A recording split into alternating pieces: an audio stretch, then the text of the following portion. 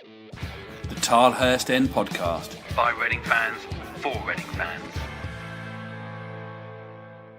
I apologise for those of you who've joined in early, and our audio is a little bit quiet for our guests. Hopefully I've turned it up a little bit, but fingers crossed that has solved the issues. It's one of those things where basically, if you can't tell already, I've moved house. I'm in a spare bedroom, and it's one of those things where unfortunately you can't really test a lot of these things until you get there. So I think we can probably safely blame the snow tonight. Yeah, it is not a nice little scapegoat that we can use at least. Yeah, there is nothing, sorry. No, absolutely not. Well, looking at some of the other people that have gone sort of earlier in the window, I mean, today, especially on deadline day, it's Leandro Bacuna and his departure. Coming really out of the blue, Becca, a player that I've noticed on social media today really has sort of divided fans. A lot of fans saying, well, he was one of our best players, what are we doing to get rid of him? Or we haven't got the depth. But £3 million for a player like that that's never, in my opinion anyway, really proved himself week in, week out. I can only see that as as a good deal, even. What do you think? I think we've done well to get $3 million for him. I mean, he showed, like, obviously glimpses of quality, but I don't think it was consistently good. I think he's maybe one of these people that have got a bit of an ego, or he seemed to step up when he was the captain for those couple of games. But I agree with you completely. I think it's a good deal. It certainly shocked me this morning. He certainly wasn't the first person that I thought was going to go today, but if he's managed to get himself Premier League football, even if it is at the lower end, so yeah, we got £3 million out of it, so I don't think we can complain too much. No, and thanks for everyone who's joining us on Facebook tonight. Democrats and Bacuna is a great piece of business. Great to get Edwards off the wage bill as well.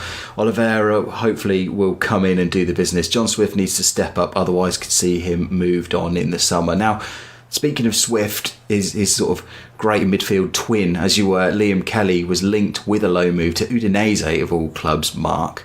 Looks now like he is going to stay, barring any sort of late drama. When the news first broke that Kelly could be off, what was your reaction there? Was that one where you were thinking, OK, I'm quite happy to see this happen, or was this one where you were going, well, no, we need to keep Liam around?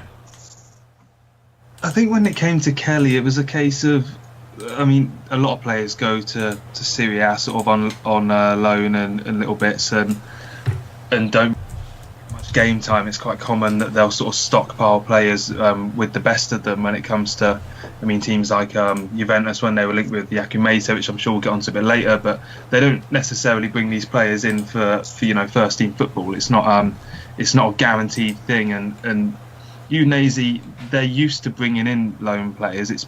Or young players, should I say. It's pretty much been their mantra for a good couple decades now, and it's worked for them. But Liam Kelly, I don't think it was necessarily the right move for him, just on the basis that he needs first team football. He needs a very specific type of move. If he's going to go to a League One team, they have to be a footballing League One team. He's not going to go to a Championship team.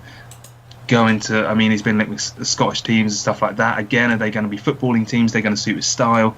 It's really difficult to guarantee that a low move is the right thing for him. And if he stays in the team and stays in the squad like he looks like he is going to do, and maybe he'll emerge in the next 10, 15 games, maybe, as we mentioned, Swift will turn out to be a bit of a dud. Maybe Baker will get injured, or Ajaria won't do very well.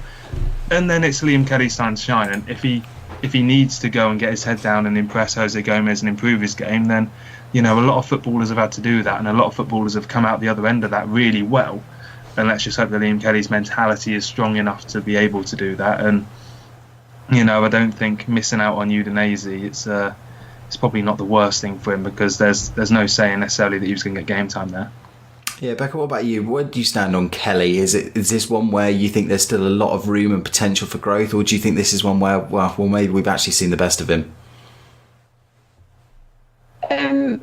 Obviously he's still young. He had that quite good season a couple of seasons ago, and I just don't think he's ever managed to kind of have that same form that he had. But he showed that he can do it, and I think if he's given the opportunity, or if he has competition with other people to earn his place, then I don't see that him staying is a particularly bad thing. I did think that loan move was or the link was a particularly strange one, but I don't think it would do any harm in him staying. It does give us another option, like we said, if it is needed.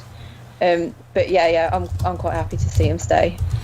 Yeah, I mean, he's such a frustrating player. One of my sort of favourite games was that Bristol City comeback, and I remember him coming on in that game and completely transforming it. And he was up and around the edge of the box. He was getting to the byline, putting crosses in. We have so rarely seen that Liam Kelly since, and I don't know if that was a coaching thing, if it was something that Yapstam sort of tried to coach out of him, but it's really frustrating because you see him have these great games. Even at Old Trafford a few weeks ago, he has these great performances and then he can't seem to follow up on them. And Dave's point was about Swift, though, Mark. Do you think Swift is a player that might consider himself a bit, I don't know if lucky is the right word, but could he have been a player that if a decent bid had come in, that Reading would have been quite happy to say, well, yeah, go ahead then? I think, if someone wanted to come in for Swift, then Reading might have let him go. But the thing is with Swift is he, unlike Bacuna, he has that sort of young English sort of boost to his value that every club, whether you're Premier League or Championship, always takes very seriously. And obviously, because you need a certain amount of homegrown players in your squad, that's just adds that extra little bit of value to him. And he's a technical player again, and in the Premier League, those are a bit more sought after than your players like Bacuna. So I think Swift can count himself lucky to an extent that he's been the one that's been chosen by Jose Gomez over Kelly, and in that sense I think he can count himself a bit lucky because over the last 18 months there's no necessary reason why you'd say that he is better than Liam Kelly. But I think with Bacuna going, it is a good thing for Swift and for Kelly ultimately, because it means that space in central midfield, you're pretty much going to have Renamoto in there as a sort of muscle man, as a box-to-box midfielder. Then it guarantees a space alongside him for a playmaker type. And Swift, is he good enough to be in the number 10 role compared to Aluko? You'd probably say at the moment Aluko's more on form. Kelly, I wouldn't put him in the number 10 role. I don't think he's got that about him. As you say, the Bristol City performance is probably the only performance he's had when he's shown he can do it. So yeah, I think Swift in the long run, he's benefited from this window, and he's benefited from Jose Gomez coming in. And now it is a case of, as Dave says in the comments, if he doesn't show it in the next few months, then you have to question, is he ever going to show it? Yeah, we're here with 30 minutes to go on deadline day. Another move done a couple of days ago, Becki, was Thiago Ilori waving goodbye, heading back to Portugal to join Sporting Lisbon. Again, another very divisive player in his sort of 2 full years he's been here now. Where was this one that disappointed you? Do you think that it should have been a player we fought harder to keep, or was this the right move at the right time? I think when I watched Ilori, I almost felt like he was too cool. Like, I found him quite uncomfortable to watch playing. Like, most of the time he did manage to defend well, and he's obviously a decent player coming from Liverpool, but I don't know, I think maybe because I remember watching him in that first game that he played against Derby, and then he got injured for quite a while, and I don't know whether that injury very early on in his Reading career maybe kind of set the tone for the rest of it, and then he never kind of found that, I don't know, consistent form. It can't. The rumour's been there for most of the transfer window, hasn't it, that he was going back to Portugal. So it's obviously something that he wanted to do, and we seem to have, on paper, got a decent replacement for him. So yeah, I think it's just one of them things. Maybe we could have fought a bit harder to keep him, but in the same sense, we managed to get a replacement. So yeah, I don't think you can argue too much with that. I think the casual word is one that it's gone through my head many a time, especially in the last season or so. I think against Swansea, the way he just let his man sort of drift in I can't remember if it was the first or the second goal, but he's such a frustrating player because he's got that ability. He's got such fantastic pace. Funnily enough, I thought the best game he had, I mentioned this on the pod we did the other week, Mark, was when he got played at right back for that one game, and then I think we picked up a couple of injuries and he was moved to centre back, and that was the last we saw of it. But such a frustrating player because he's got that talent, he's got the skills, but there's only so long you could hang on to a player like that, especially when you're in a relegation scrap. It's great waiting for the flower to bloom, but it's no good if you're down in League One. And I think, by the sounds of it, the player wanted to go. I think moving over to Portugal, the football there is going to suit him much better. I think he's going to be up against less physical threats. He's not going to have to concentrate so much. And it's one of those things where you can exactly see why Liverpool paid such a lot of money for him, 5-6 years ago.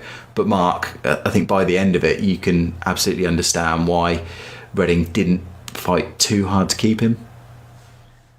Yeah, well, funnily enough, the Sporting Lisbon fans didn't react particularly well to his signing on Twitter and social media, so I'm not entirely sure whether that's because they don't rate him or because they dislike the fact that he moved on to onto Liverpool in the manner that he did and everything. But I mean, I put Ilori in the same bracket as Bakuna. Ultimately, yeah, you're right. He's a very decent player on his day. I think the playoff final was another very decent performance that he put in, over 120 minutes, and that was composed on the ball. And he's quick, he's agile, he's obviously got a reasonably decent amount of confidence in him. But you're absolutely right when it comes to the errors and the mistakes. And much like Bakuna, when you have a player who has been a regular part of a team that's been underperforming for a number of years now, you just have to say, well, it's fine that they can move on. It's not as if you're losing the single part of the team that was carrying the rest of the team. I don't believe that Bakuna or Ilori were, the reason that we're not bottom of the table. They were pretty much, along with the rest of the players, the reason that we're 21st, or 22nd even. So, moving them on, getting a bit of money, having some fresh faces coming in. Ultimately, it's kind of what we were asking for at the start of the month. We weren't necessarily asking for Ilori and Bakuna to be the ones to leave, but as I say, football is very quick to move on, and I think Reading fans will find themselves very quick to forget these players so long as we do well this season. And a quick point on Bakuna is that we did a poll on the Tilehurst Twitter earlier today. Oh, hello, cat. It wouldn't be a podcast without my cat making an appearance. Finally emerging. We had a quick poll on Leandro Bakuna and also Yaku Meite's potential departure as to what people sort of thought, whether it was going to be something you can accept or a bit of a shame. Leandro Bakuna, 37% said shame, 36% said it was acceptable. So pretty split compared to Meite, where 57% said shame and only 24% said acceptable, with much more finding it a bit of a disaster that Meite would go than thinking it is brilliant news. So, Bakuna and Ilori, I put them in the same bracket. They're both gone. We got some money for them. The squad turns over. If the players come in and do better, then we'll be fine. If they come in and do, as well as Bakuna and Ilori did, then I can't see us getting any worse, basically. Yeah, and the Meite rumour today was one of those real strange ones where, again, it just sort of comes out of nowhere. He signs a big new multi-year contract, and then the rumours are evolving and changing, minute by minute. Yes, hello. I'm enjoying the fact that this video is sponsored by Budweiser and Cats. Absolutely. He just wants some attention. Again, it's just a good job my daughter hasn't woken up yet, so she's thankfully still asleep. Touch wood. The Meite one was a strange one, and again, the sort of, at first it seemed like, oh, well, is he going permanently? And then when the news sort of trickled in that he was going on loan, I mean, Becca, what do you make of that? Is this a case of, do you think Meite maybe he wants to go? Do you think this is the club thinking, well, Oliveira's come in, we've got a Luco and McCleary, go and play every week? Who do you think would have been the main driver behind it? I don't know really, because you think he was out on loan. He had a season-long loan, didn't he, to go out to France and get his game time, and then they've obviously brought him back for a reason. It just seemed like a really odd one to me. He's obviously not had a particularly bad season, so I can't see where either party would want to get rid. I can't see, unless there was a real driver for him to want to go back to France. But then if there's the competition for places, and he's obviously not out of favour, but I don't know. I thought it was a really strange one this morning as well. Yeah, a few comments in the Facebook section. Please keep them coming, guys. Paul Hobbs likes the fact that my cat Phineas has joined the stream. as does Mark. But Mark, in seriousness point, has got still no real striking options. And Oliveira kind of ticks that box, Mark, but the way that Jose Gomez seems to play his football, and I touched on it at the top of this stream with Mark McNulty, you don't actually need that many strikers when you're only playing that sort of one up front, because they've obviously still hung on to Mate, they've got John Daddy Bodvarsson, and now they've got Oliveira. Was there room for another striker? Well, ultimately, you have to look at the squad we have at the moment, and Oliveira has scored 10 goals plus in the Championship a couple seasons. Aluko's done it. Barrow has done it. Bodvarsson, I think he's 9 is his best. McCleary's, I think he's got 9 as well. Summing those players up together with Loader, with Mate, I think he's got 6 so far, and Baldock, who's obviously got a couple of very good seasons under his belt but is injured for the next couple of months. There is more than enough firepower in that already. And I'm probably forgotten someone as well who's got a decent scoring record in his career. There's enough firepower in that already for it all to click. The question is now, with all the new players, with the new system and everything, I don't think it is about personnel anymore. I think it's about it clicking and it having the time to click, and maybe it won't click for a few weeks, but I think there was space for Oliveira to kind of answer your question. Space for another one on top of that, no. But space for Oliveira, yes, because he is a different sort of striker to what we've got at the moment. Mate is your penalty box poacher, so is Baldock. Loader's very young and can't necessarily be defined at this point in his career. Bodvarsson is your running down the channels penalty box poacher. Oliveira's obviously able to come deep. He's a bit more physical. He can control the ball very well. He can shoot from distance. I'm not sure any of our strikers other than him can shoot from distance.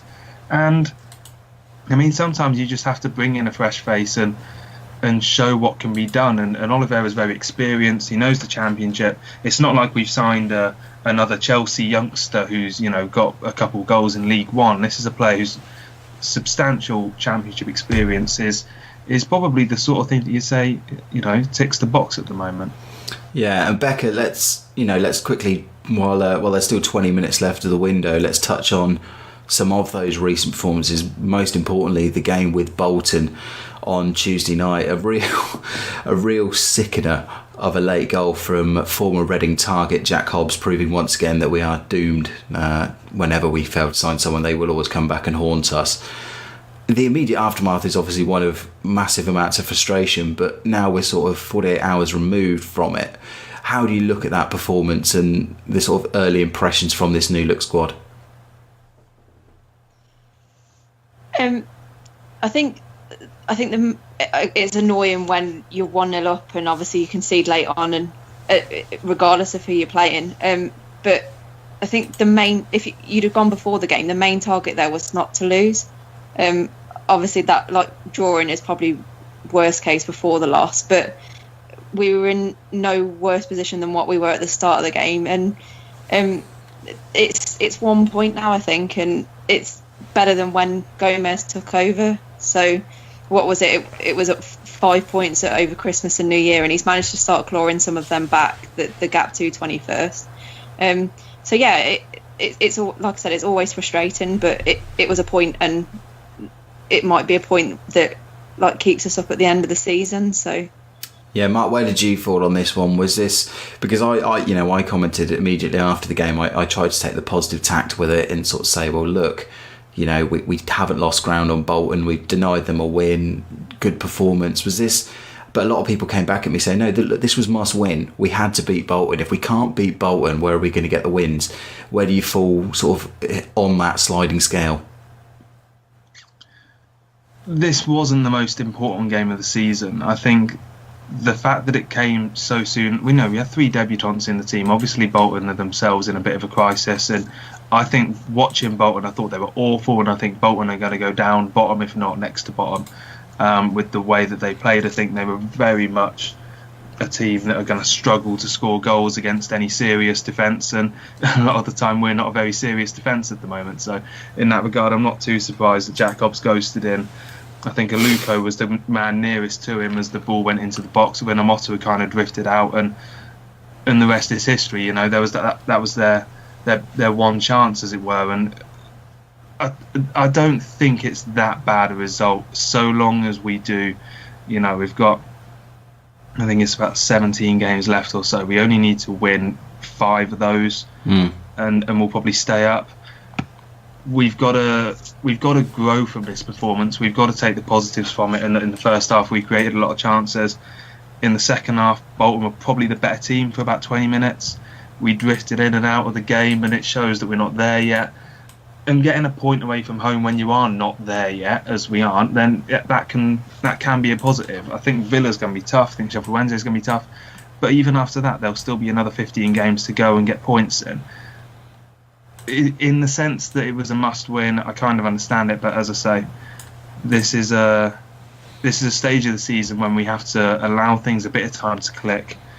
And hopefully, we're going to have to go and win some games we're not expected to win later on in the season. But I think even, in 10 games' time, when the system's a bit more embedded, the players a bit more embedded, I think we're capable of doing that. And also, maybe I'm being a bit rose-tinted about it because I had 1-1 in the Tilehurst Podcast Prediction League, which arrived as a very timely 3 points. And I think you had 1-0 to Reading as well. So, I did. I needed that. I really needed that. It's shaken things up. Myself and Johnny nudged a little bit closer to your leadership, so in that regard it was okay. But I mean, it's that late goal that we're continuously having to talk about. We did it against Rotherham. We did it I think in another game. I can't quite remember at this moment, and it happens. We've just got to keep plugging away. And I think we played better against Bolton than we probably did against Man United and against Forest for large parts. And on another day we'd have won. But that's just how football goes sometimes. Yeah, Callum Egan joins us in the comments. Thanks for watching, Callum. Saying the cat wants his big meowment in front of the cameras. I've just had to let him out, unfortunately. He's made a late switch to the hallway. So we'll keep an eye on late movements there. 15 minutes to go. Is there a Sky Sports News reporter currently in the hallway about to interview the cat? Absolutely, yeah. The cat's going to wind down his car window and give his thoughts on the day. 15 minutes to go. Thank you very much to everyone who has taken the time to join us. I do apologise for the early audio quality, video quality and everything else that goes wrong, but very rusty at this. Nice of the guys to let me back on and do the show. Becca, we were expecting a lot of departures. There was this infamous list that people seem to be dropping on and off. 1 minute Sam Baldock was on it, 1 minute Paul McShane was on it, and Paul McShane very publicly said, no, I'm not on this sort of to-go list, I'm just injured. But the one that seems to now be left is Vito Mannone. The window across Europe closing a bit later, so there's still a chance he might go, but with just over an hour to go, Vito's going to be sticking around the squad. Is this a player you think has been harshly treated, or do you think it was right to sort of say, no, look, we need to move you on now? I think it was all kind of quite badly timed in that he obviously had the injury, kind of fell out of favour, and it just, none of it seemed to kind of click for him. But it's one of them, isn't it? I don't think Yukola had done enough wrong to warrant Mannone coming back in, and then obviously if there's been stuff going on off the pitch, you kind of think maybe it's the right thing for him to go. It seems like we're very goalkeeper heavy now, so it kind of you wonder where that leaves him. Yeah, another comment on Twitter this time for Jamie Gorman saying, didn't recognise Wimby, he's turned into Alan Carr.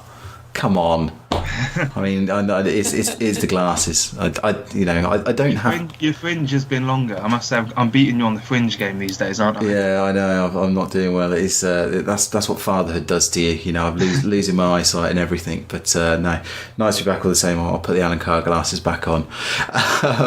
Mark, what about you? The sort of exit list we had. And these players that were exiled, it looks most of them move on. Myler's gone to Coventry, McNulty's gone to Hibs, and two of the late moves, if you're just joining us. Was there anybody else that either needed to be on it or shouldn't have been on it? Again, was Mannone worth discarding? Yeah, I agree with the earlier point that we're very goalkeeper heavy at the moment, and that the end of the day, you can only play one.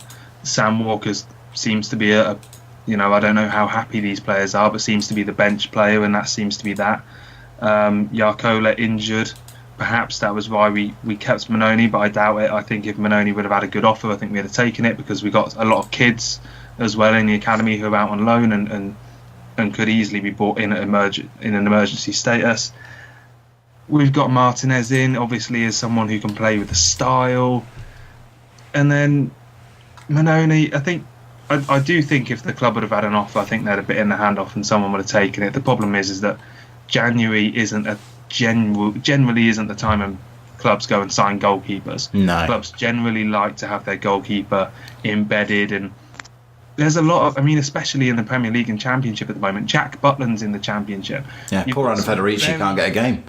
Exactly, you've got some very, very good goalkeepers in English football at the moment. The quality's arguably never been higher for goalkeepers. So teams, traditionally teams like Sheffield Wednesday and Rotherham and Bolton, they don't need to come and find a Vito Mannone, and if they do, then they don't necessarily have the money to do it. So the teams we were going to sell Mannone to aren't necessarily needing a goalkeeper at the moment, and that's kind of that. If there's no one to buy him, it's rare that a goalkeeper's going to be loaned. Selling him to a foreign club is easier said than done. Just because he's Italian doesn't mean he's going to find a club in Serie A or Serie B, or that they'll be able to afford his wages, because let's face it, he's probably on a decent wage. Yeah, rumoured to be one of the highest earners at the club, isn't he? Exactly, and it's just a kind of perfect storm at the moment against Mannone, in that we've got a lot of goalkeepers. He's not the best of the bunch. He made some pretty catastrophic errors at the start of the season, and the club, the idea that he's training away from the first team, perhaps the club have to be ruthless. Perhaps the club have to say, we've only got one goalkeeper coach. We need to focus on what we can do and who's actually going to play. And that's the cut and thrust nature of football sometimes. Sometimes it favours you, sometimes it doesn't. And at the moment, it's not favouring Vito Mannone, and it doesn't look like he's going to go anywhere.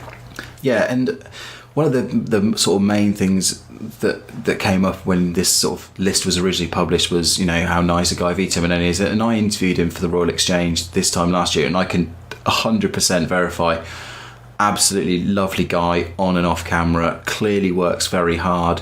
And I think that's a big part of this. Yeah. I think the fans do know that. I think the fans look at someone like Mannone and say, he seems like an honest lad. He doesn't seem like a flashy footballer who doesn't care. He is a nice guy, I think. And as you say, from your personal experience, I think that comes across quite easily for a lot of fans. Yeah, Ollie Allen, Tilehurst End weekend preview podcast host, wants us to #announce Cat. We will see. We'll see if we can get him back in time for the. A couple of cats wandering around downstairs actually. If we want to have a cat off. Well, there you go. Becki, you've got a new dog as well, haven't you? Yeah, my dog's sat next to me, so announce official pet off. Yeah, announce. We'll just announce pets. It's fine. The one other potential departure that, again, with 9 minutes left, doesn't look like it's going to happen is Mo Barrow. Becca, this one again, Forest and our old chum at Hull, Nigel Adkins, apparently interested him, as well as some Turkish clubs.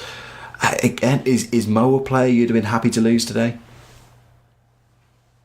I think I would have been less happy to see him go. I think he just, on his day, I think he does just add something more.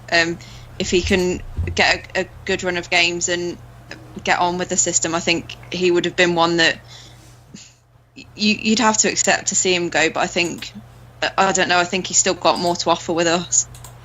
Yeah, he's frustrating because Barrow is one of the few players, Mark, that does get fans on their feet. When he gets on the ball and he does those step overs, he's one of the few players we've had at Badesky in recent seasons, especially since Gareth McCleary's injuries have taken a toll, that you really think, oh well, something's going to happen here. But the infuriating aspect of his game is that final delivery or the final shot.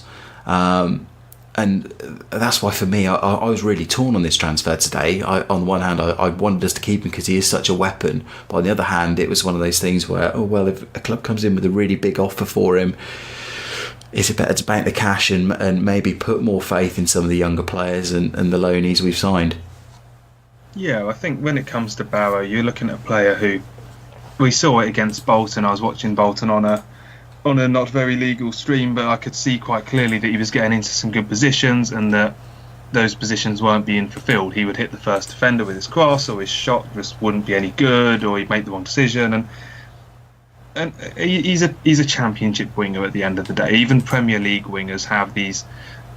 It's kind of hit and miss games, isn't it? Certain games you think of like Nathan Redmond and Craig Noon, who's now at Bolton, who was at Cardiff in the Premier League for a little bit. Junior Hoylett's another one. These pacey wingers who have it in them. Aaron Lennon's another good example. Theo Walcott. Again, you could sit here all night and name good wingers with pace who get into positions but don't quite know what to do with it. And Mo Bauer is a championship version of that.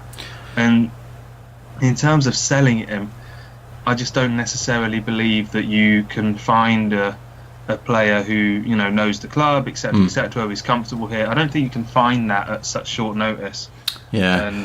And just sell him and say, oh, it's fine, we'll get someone else in. Maybe in the summer, yes, but in January, you kind of may as well just stick to what you got. Well, transfers I'm still catching up on. I've been, as you can probably tell at the start of the stream, I've been desperately trying to iron out technical issues, giving me all the remembering all the reasons why I gave up this job in the first place. But I'm sort of catching up on some of these deals now, and you're looking at £4 million Sunderland are going to pay for Will Grigg. If Will Grigg is worth $4 million, what is a Mo Barrow worth? They're just paying for the chant, aren't they? Really? Oh yeah, yeah. They're just paying for the rights to the song. They must be worth millions now. Yeah, and these deals that Scott Hogan's gone from Villa to Sheffield United. Are there any other deals, Becca, today that I know you've been busy as well? Any other deals that have caught your eye? I'm like you. I'm catching up. As you can see, I've been playing cricket this evening, so that's my other love. I don't know really. It's a bit of a difficult one. It's all right. Crouch going to Burnley is a nice one, and Sam Boat's coming the other way to Stoke. I think that's a very decent signing for Stoke, isn't it? Yeah, you've got someone. I was going to say £7 million. And someone, £7 million is the sort of money that Stoke can play with these days. And the thing is, when you come to deadline day, I think we're witnessing now, and I think we've seen this over the last few deadline days, speaking generally, that the big teams have done their business now. You think Arsenal are loaning out a couple players, they've loaned in someone, not much money changing hands there. Chelsea are done. City they've barely done anything in the window. I don't think they've signed anyone at all. I don't think United have signed anyone. They've let Fellaini go, just a squad player goes. It's the days of Berbatov arriving from United to United from Spurs. The days, I think, is Robinho was another late Man City one on January deadline day. This day tends to be a lot quieter than the summer days because, as I say, with the goalkeepers, a lot of teams now, they spend so much money on their recruitment, they spend so much money on their scouting and their academy. If you get to this stage of the season and you don't, you have serious gaps in your squad, then, you're kind of done for in a large sense. That's an indictment on the whole month that we've just had and the 3 months in the summer that you can sign players, because if you wait until this point, then what have you been doing almost? Yeah, we're gonna stay on the stream for we'll probably give it another 10 minutes, 4 minutes left of the window. We'll go through to that Big Ben chiming. Although is Big Ben still up for renovation at the moment? Is it chiming? It is scaffolded, and so I'm not sure. Does that mean the transfer window just stays open? They only timed it for New Year, didn't they? I think it's still quiet. No, maybe they'll turn it specially on for deadline day. Maybe I don't know how wide Sky Sports News' influence goes these days. I can possibly say. A couple of comments in the Facebook, and again, thanks for those of you who are sticking with us, or if you're just joining us, hello. Tim Redmayne asks, overall in balance, has this transfer window been good for Reading? Becca? I think so. I think, like I said before, I think personally we've done a lot more coming in than what I thought. I think it all came quite quickly, and I certainly wasn't expecting it. And I think the ones that have gone out, especially like I said before, getting $3 million for Bakuna, someone needs a raise to manage to get that much for him. So it's I'd say it's been positive on the whole. Mark, has balance been right for you? the squad is smaller now than when it started, and for a little while, a couple of days ago, that seemed like it wasn't going to be the case. So in that respect, I'm happy, because that was a big thing that needed to be done. And generally, I mean, we're Reading in a Championship relegation battle. The chances of the squad being drastically improved were always going to be pretty slim.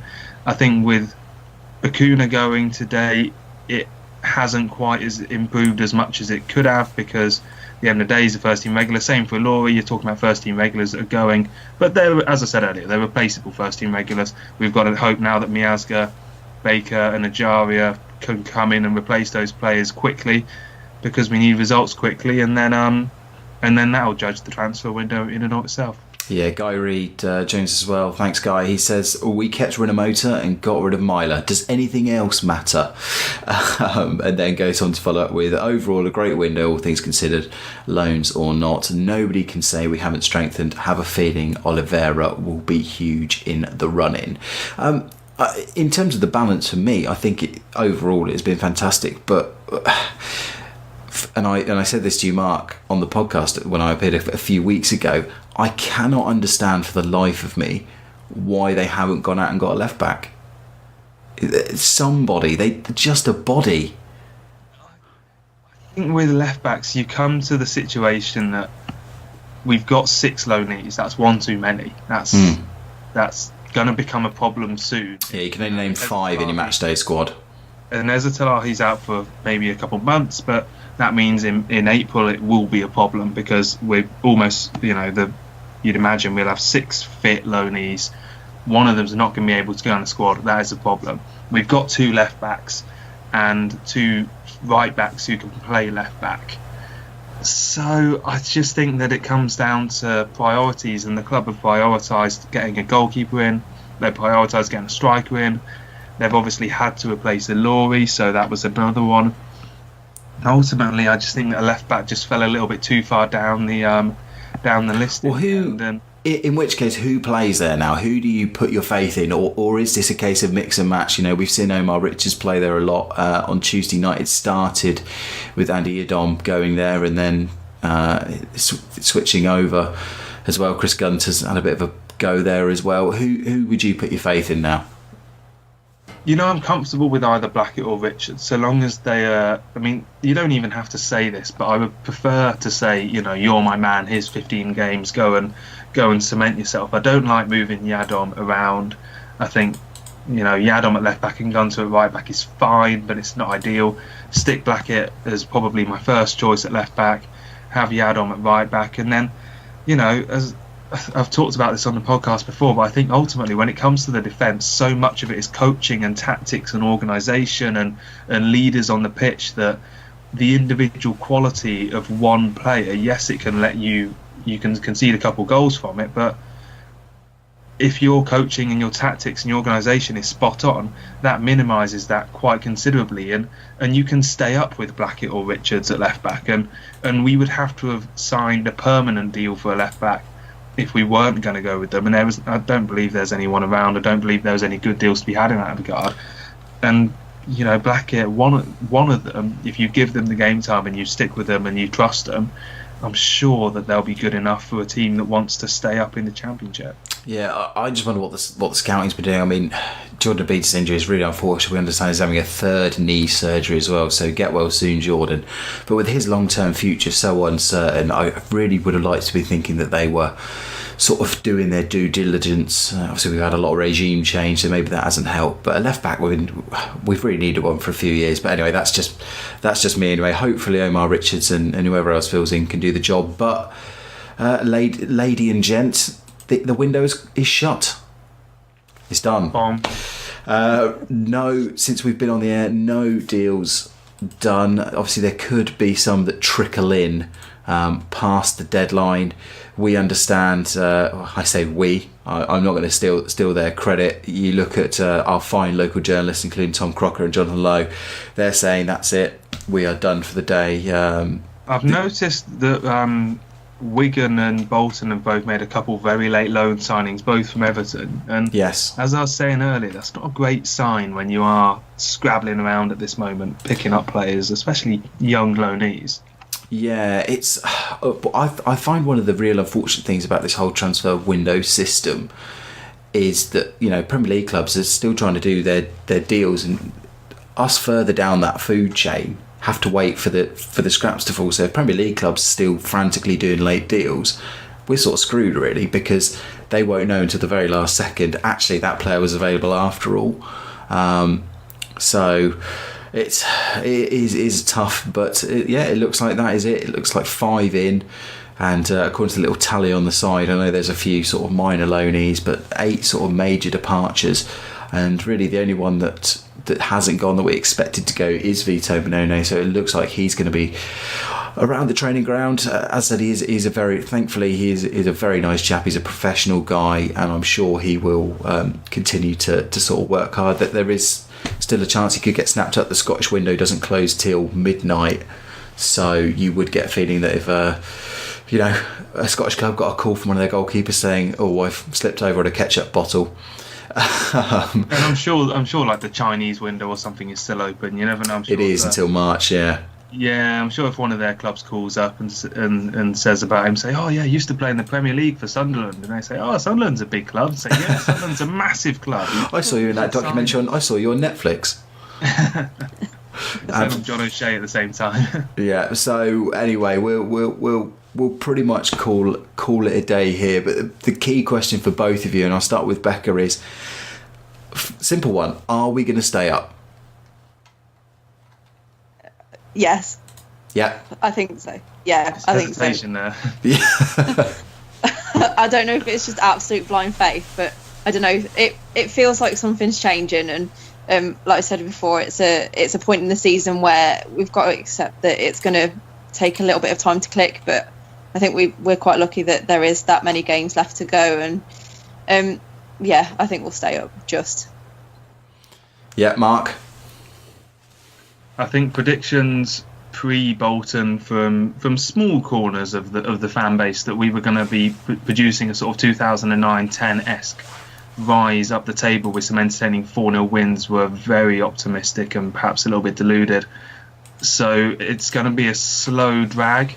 I think we'll do it because I think there are 3 worse teams in the Championship, barring any sort of miracles coming out of Bolton, Ipswich, Rotherham. I think Wigan are also very bad. I think Brentford, you can't rule them out dropping down. Millwall, you can't rule out them dropping down.